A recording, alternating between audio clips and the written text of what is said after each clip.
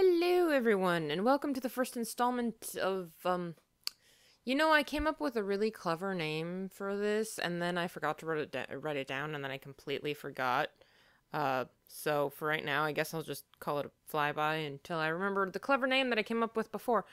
What this is gonna be is that since I don't have time to edit reviews anymore, I'm just gonna sort of blather about the episodes for, 5 to 15 minutes. This is, so I'm gonna start with the crystalline. I know I am late, but it was Easter, gosh darn it. So I'm just gonna blather about the episode for about, 15 minutes or so. It was a two-parter, so I get to ramble on longer.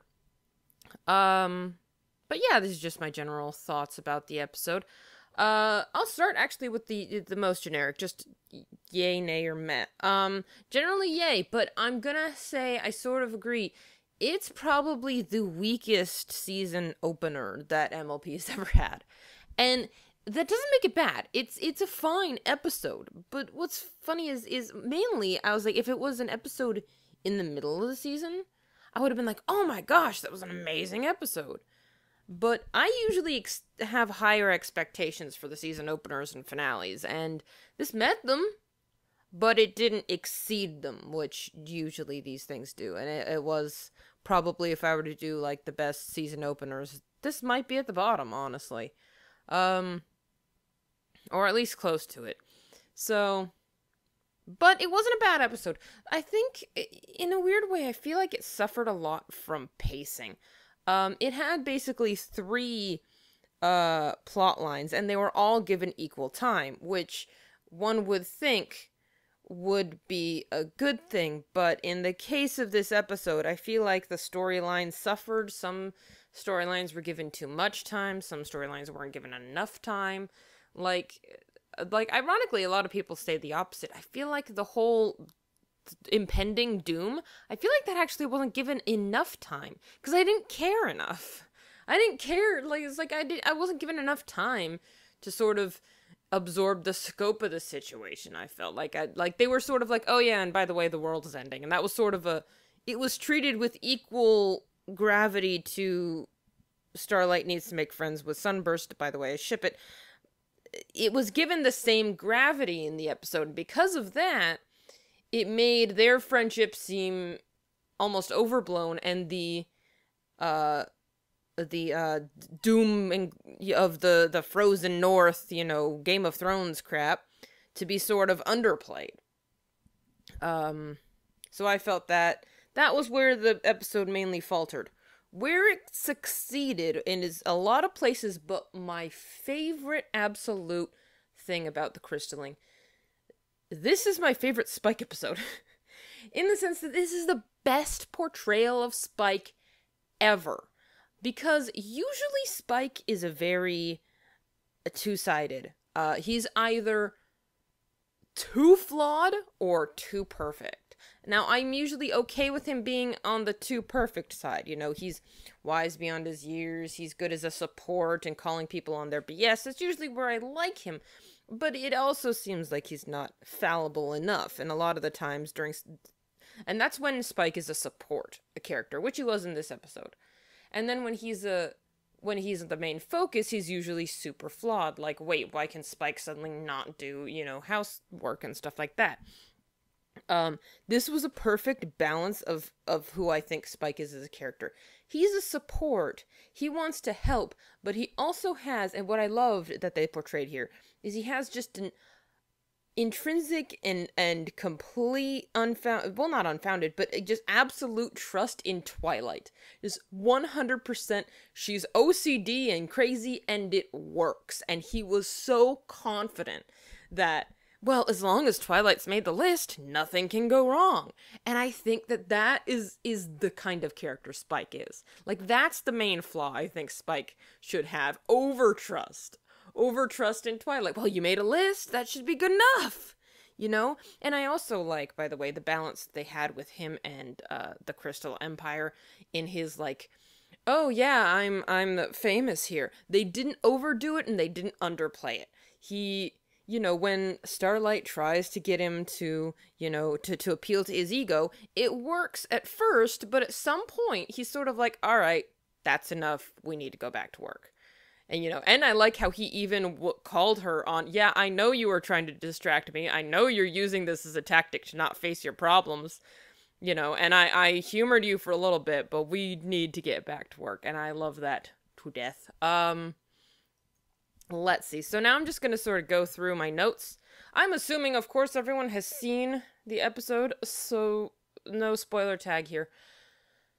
Let's see. Twilight's castle's bigger on the inside. Yeah, I like how she's like, oh my gosh, there's so many friendship lessons. It's like, yeah, well, you missed 5 seasons, so. Oh, they didn't change the bloody opening.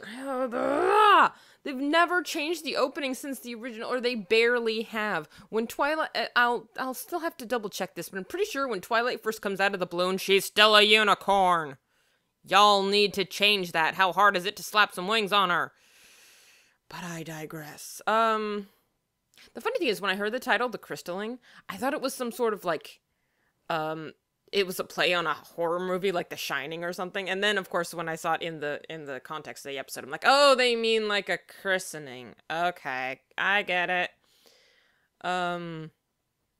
Let's see. That ancient vase that everybody does the Hercules reference to, I find it funny that it was so very specific to the situation.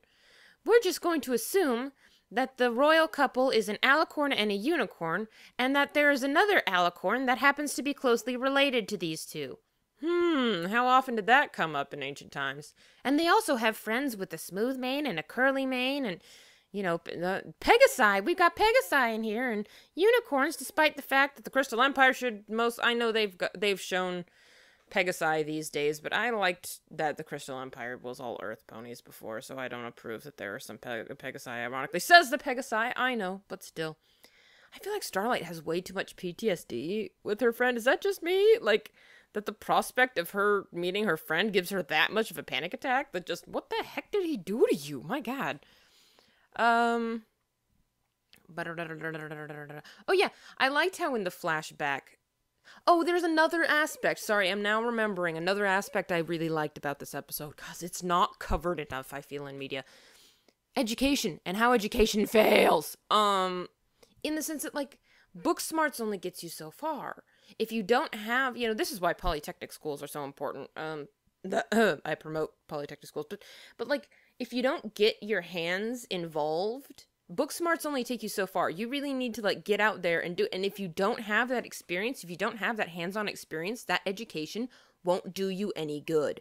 And I liked that Sunburst was the embodiment of that. That he was like okay, I studied it, I knew it, but I didn't have hands-on experience. I couldn't practice it. In the end, when push came to shove, all that knowledge didn't mean anything because he wasn't able to apply it. And so he was basically left unemployed. And, which I gotta say, I've gotta investigate what the heck Celestia did to this poor kid, because, he's like, oh yeah, I'm, completely unemployed. And then he shows up with Celestia, and she gives sort of a smile, and she's like, oh yes, an old student of mine can help. It's like, yeah, so why didn't you, like, I don't know. She's like, oh yeah, all of my dear students that I then leave unemployed in the long run. Yeah, I don't know. It was weird.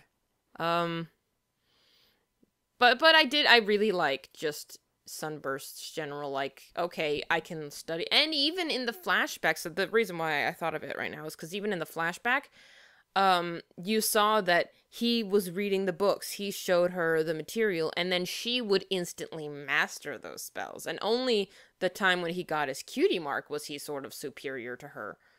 And, usually he'd read about them, but he had a hard time applying it. And he got his cutie mark in applying the magic that he studied, it seemed like. At least from what I could see more from the flashback.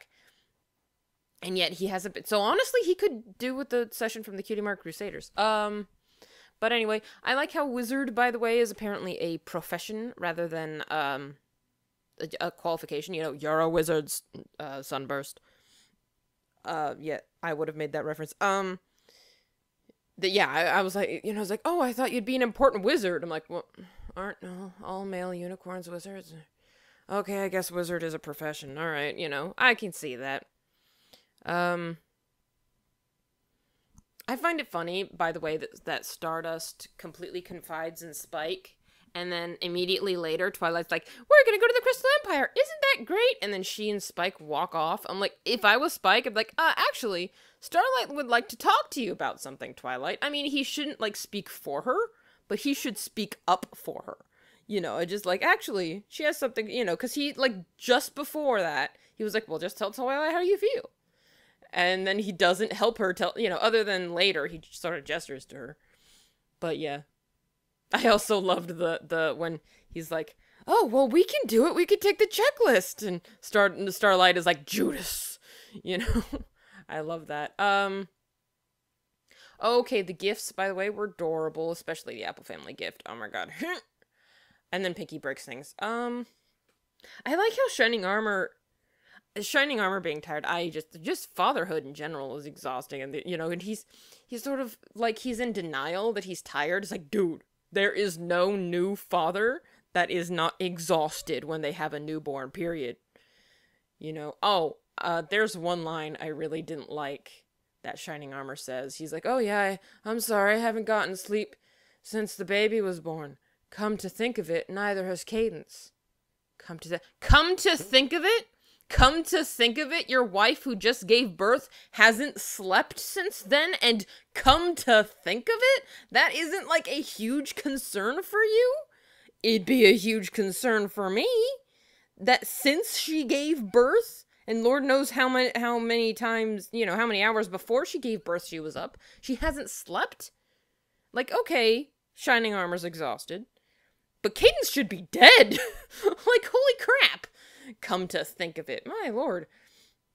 I did feel like Cadence wasn't tired enough. I wish we had gotten more of the new mother stuff from Cadence, but we got it all from Shining Armor, which was great. I liked all that. I saw Crystal Wooden Toaster. Anybody else see Crystal Wooden Toaster? Oh, so I don't know why it took me this long to remember the big glaring problem. I think it's because I was spoiled for this, so of course it wasn't a big reveal to me by the time the episode aired. Baby alicorns! The funny thing is, that of course burned a bunch of headcanons, but I found it hilarious how that episode burned all headcanons at once, because I'm sitting here reading my Journal of the Two Sisters, which doesn't implicitly state that Luna and Celestia were born alicorns. However, it does heavily imply that alicorns are a completely separate culture to the other three tribes, and that Celestia and Luna didn't know anything about the cultures of the other three tribes, which wouldn't really make sense if they were raised in one of them. So that's why it sort of implies that they were born alicorns. Now, so there are two classes of people: those who believe there are no such things as all alicorns need to be ascended, and those who believed that most alicorns need to be ascended, or some do, but there are natural born alicorns like Celestia and Luna. This killed both of them. This was like, oh look, alicorns can be born, and then Celestia's like, we've never had alicorns born in the history of Equestria. Well, then where did you come from? It's like, what? No, back up. I thought you were born alicorns. What? I mean, I can assume that they were unicorns, I suppose. I mean, that was my original headcanon before I read the Journal of the Two Sisters. I might as well just burn this Journal of the Two Sisters. I bought this thing at a con, and now it's useless. Oh my god, I mean, technically, the writers have always said the extra material, things like Journal of the Two Sisters and the comics, those are canon up and until the show contradicts them. And I've got to say that the show pretty much contradicts this. Again, you could say that maybe they became alicorns when they were really, really, really, really, really young, but they also didn't have their cutie mark, and that seems strange to me. Like, how can you ascend to an alicorn when you don't even have your cutie mark? That doesn't seem right to me, because that is something they mentioned in the Journal of Two Sisters. They were alicorns, but they were blanks. I don't know, it was weird. Yeah. Oh, and then, moving on, we've got the little one who does the Sailor Moon scream You know, she does the wailing, which echoes and does destruction like Sailor Moon does. I appreciated that. Oh, okay, so I'm rambling on for more than 15 minutes. I apologize, but then that's the Sunburst. Sorry, I'm getting the names confuzzled. Sunburst. She's like, oh, I wish there was a spell to force us to open up to each other. And he's like, oh, actually, there's several. Why are there so many sanctioned equestrian spells that affect free will? I mean, my God, this stuff needs to be regulated, Celestia. Good Lord. Oh, I love that the princess is being useful. I really like the part where they're fighting off the storm, and Celestia's like, push it back, my sister. And I just imagine Luna sitting there going, what do you think I'm doing here, knitting? Like, you know, it's like, come on. Baby was adorable, baby was creepy. But creepy adorable, I suppose. I like the pin trader pony, that was cool.